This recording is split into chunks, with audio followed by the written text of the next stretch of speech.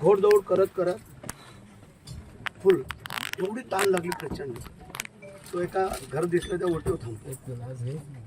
ती माऊली बाई एक कळशी घेतली, पोऱ्या घेतला आणि विहिरीवरनं कळशी भरून आणली. राजाला वाटलं तर मला पियाला दे. तिने ते त्यांच्या समोर अंगणामध्ये ती कळशी ओतून टाकली.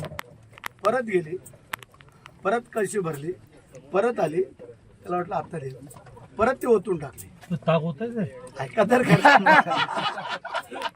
तुम्ही पूर्ण ऐकल्याशिवाय त्यानंतर मग बरेचशे ऐका पण पूर्ण ऐका. तिसऱ्या वेळेला भरून आणले आणि मग राजाने पहिले हातात धरलं.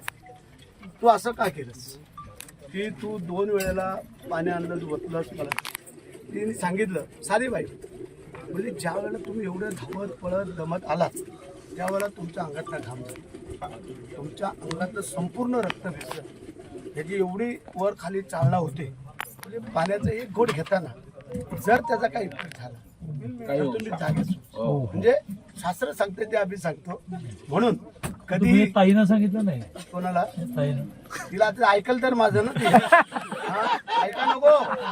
बरं 2 घागरी ओतल्या. नाही नाही, आम्ही काय केलं, त्या 2 घागरी त्यांच्या ओतायच्या ऐवजी आम्ही आधी पिऊन घेतलं, फुकट जायला नको. आलं का लक्षात? आम्ही त्याच्या पुढे आहे.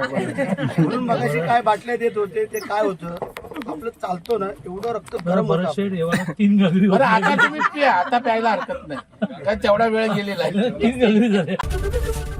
एबीपी माझा, उघडा डोळे बघा नीट.